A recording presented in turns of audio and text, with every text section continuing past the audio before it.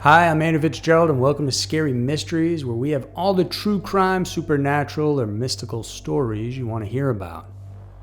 The human history is riddled with strange places and mysterious stories that even today we don't fully understand. All throughout the world, if you look in the right spot, you can find traces of things humans have done that are strange or even just don't make much sense at all in the modern world we live in. And in some of these spots, there are terrifying stories so crazy that they left a hard mark on this world, some of which can still be felt today. In today's episode, we're going down a dark road that showcases 5 of them, so let's get into it. Here are 5 ancient places of worship with a creepy history. Number 5, Carter Monastery. Chances are you guys have heard of the horror movie The Nun, and sharing its popularity is the Abbey of St. Carter, which is supposed to be the main setting of this story. So, what exactly transpired in St. Carter? Abandoned and left to crumble in peace, the abbey is quite a sight to behold in the South Transylvanian countryside of Romania. Records indicate that this monastery was formed sometime in the early 1200s. The building is considered the oldest Gothic fortified church within Eastern Europe. It was built by Cistercian monks in the shape of a cross. This choice of design makes it even more intriguing. Despite being in an advanced state of decay and deterioration, the Abbey of St. Carna remains to be a breathtaking structure worthy of pilgrimage from people all around the world. While most people want to set foot in the church to admire its majestic presence, others visit this place to see and feel for themselves the mystery that surrounds it. You see, according to accounts, this abbey was a tough place to live for the monks who inhabited it during the medieval times. Their hellish daily routine would involve them getting up as early as 3 a.m. to work hard throughout the entire day. Despite the laborious effort, however, food remained scarce. Making it worse was the fact that they were cramped in small living quarters, making it nearly impossible to get a good night's rest. Due to this apparent poor state of living, monks here died at the age of 35 or 40 years old. And most of those who perished were buried right at the abbey. As such, many believe that the souls of these seminarians have lingered there and in fact never left. There are reports indicating how haunted this place is, as witnesses often talk about the paranormal activities happening in the cellar, like chairs moving on their own and the walls vibrating. Poltergeist activity has also been recorded with objects being flung across rooms. As if this wasn't creepy enough, the film The Nun just intensified everything. Apparently, the Abbey of Carta has been mentioned as its setting, although it certainly was never haunted by Valak, the demonic nun in the movie. Despite being worn out by time and practically ruined, the Abbey of St. Carta remains a place of interest for tourists and ghost hunters alike. Number 4, Sedlik Ossuary. It's said that sometimes the best and most memorable travels are the ones that make you feel a little bit thrilled or scared. Maybe because inside we love those moments when our emotions are stirred. Well, you'd find exactly what you're looking for here in the Czech Republic if you went there. It's nestled right in the middle of Kutna Hora, a town outside of Prague, is a small, ordinary-looking church that, despite its unassuming facade, attracts attention not only from those all around Europe, but from around the world. And the reason lies deep within the building's interior. Known all throughout as Kutna Hora's Bone Church, this religious site conceals a feature that, according to some, is not for the faint of heart. Down in its basement are hidden the bones of thousands of humans, bleached and then ornately carved to cover every inch of the subterranean space. So, how exactly did this come to be? As the story goes, sometime in the 13th century, a local abbot made a pilgrimage to Jerusalem. On his way back, he brought back some soil scooped and taken from the Holy Land. He then spread that across the church's cemetery. As soon as word got out, people from every corner of the region went there to bury their dead. This practically made Sedlik Cemetery the most popular burial place at the time. Long before the bubonic plague ravaged Europe in the 14th century, the church had already become the final resting place for the dead that numbered into the tens of thousands. And when the plague came, at least 30,000 victims were added to the list. Several years later, 10,000 more casualties were laid in this particular cemetery. And if you think this would have prompted church officials to control the interment, they chose not to. The grounds remained open for hundreds, if not thousands, of other burials in the following decades. And towards the end of the 15th century, the community decided to construct what is now the Gothic church. The construction needed the bones to be moved from the yard, and they were piled in the ossuary, or bone storage, specially made beneath the new building. There, the bones, estimated to weigh in the thousands of tons, were left undisturbed until 1870, when the church hired a local architect to create an adornment using these bony remains. What the artist did was bleach and carve the bones to make them suitable for decoration. They made chains of skulls with lengths stretching across hallways and entryways. Chalices and crosses were also put together using hips and femurs. He even made family crests made entirely of skeleton parts. But the central piece and main attraction here is a gigantic chandelier that is said to incorporate every single kind of bone in the human body.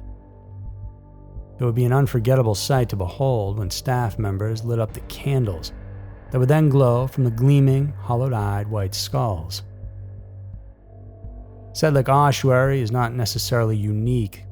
All over Europe, there are a handful of churches and cathedrals built and decorated in the same manner.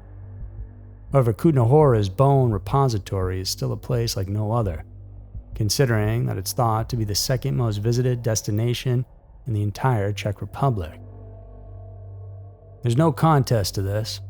Sedlik Ossuary exudes a special aura that can either bring forth a sense of peace and enlightenment, or that troubling feeling that makes you question the frailty of your own life.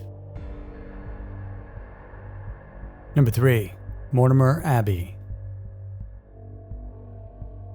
Historic monuments, old buildings, and archaic places of worship are often shrouded with countless stories of tragedies brought about either by cataclysmic events, mysterious circumstances, or sometimes even heinous crimes. As expected, these tales sprout legends of ghostly figures roaming the places, or creatures seeking vengeance on those who wrong them. What would usually happen is that these stories are limited to one or two entities causing havoc.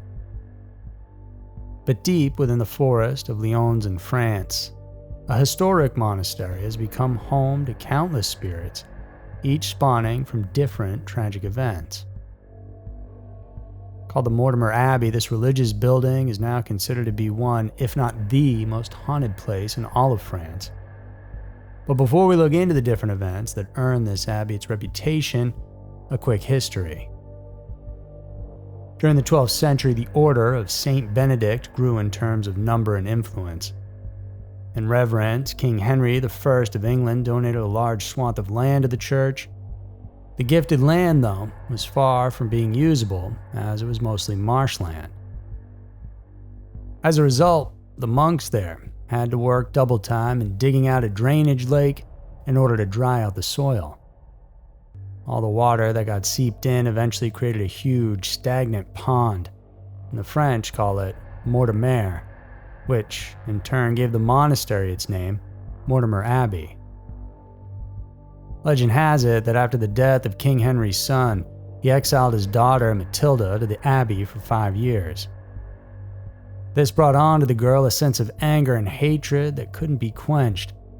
The walls of the monastery bear witness to the animosity she felt towards her king father. Fortunately, though, Matilda made it out alive. The princess went on to live fully before dying a natural death. Though she was laid in the outside world, it's said that her spirit returned to Mortimer Abbey to haunt the place as the White Lady.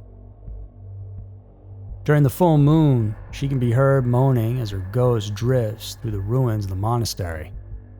Those who have seen her say that she can either be wearing black or white gloves, and if she comes to you with white gloves, it means you'd have good luck, and the opposite happens when they're black. The other disturbing event occurred here in the early 1500s when a sickly woman was brought to the monastery. The monks surmised that the patient was possessed by the spirit of a wolf, which would make her a werewolf for 7 nights. As such, she was chained up in a room while the clergies performed exorcisms in the hopes to eradicate the spirit. Rumor has it that she died within the grounds of that monastery. Moving forward several hundred years later in 1884, a man was said to be hunting near the area when he was attacked by a large werewolf. He shot and killed the creature, and when he returned the following day, he found out that his target was actually a human female.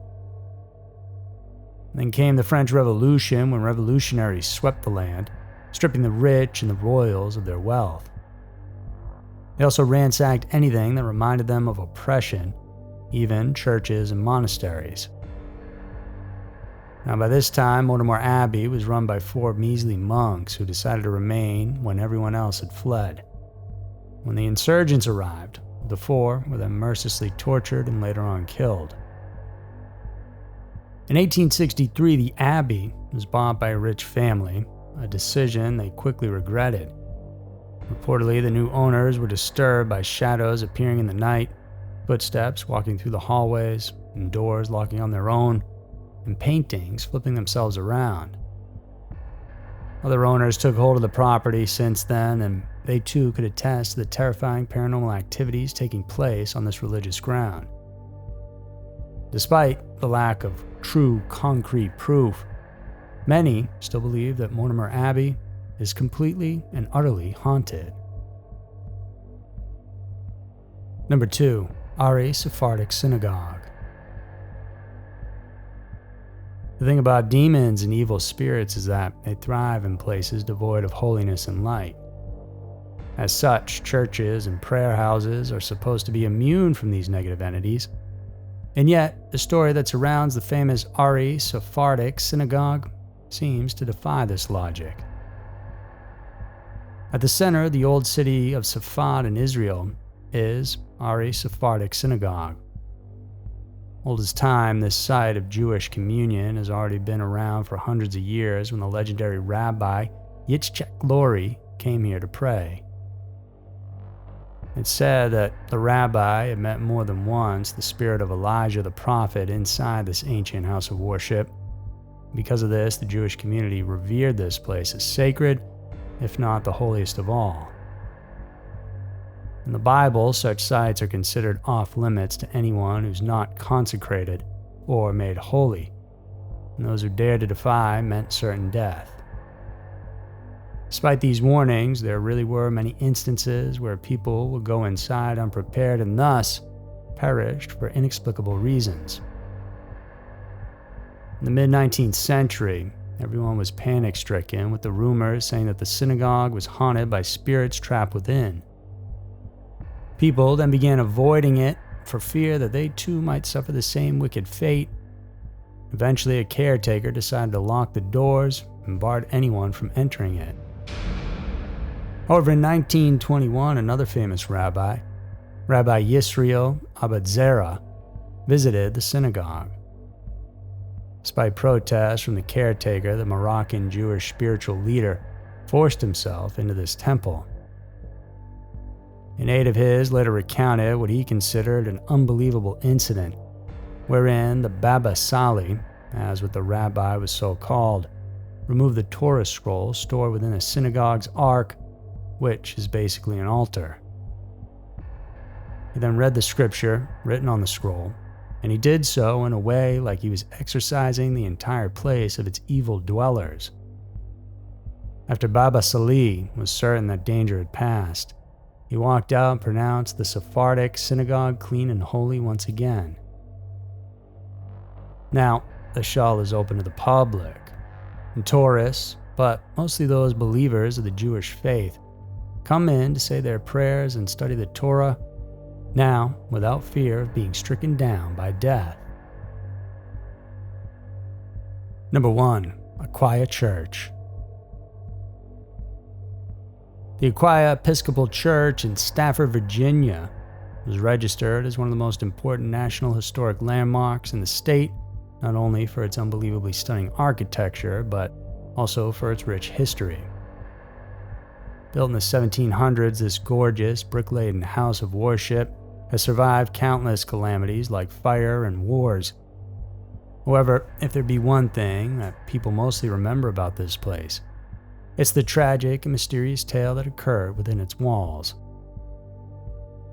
Legend has it that in the mid-1700s, a young blonde woman traveled what was then the dark country roads of rural Stafford County.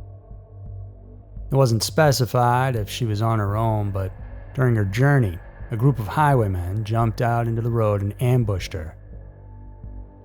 Life was difficult during these times. Men would usually wait beside the roads to steal from people passing by. And this woman managed to run away from the bandits and went straight into the church seeking refuge. However, it was all but a temporary escape. Desperate to get a hold of her, the vagabonds smashed their way through the doors and the barricade. Once inside, the men stripped her of everything she had, after which they tortured and murdered her in cold blood.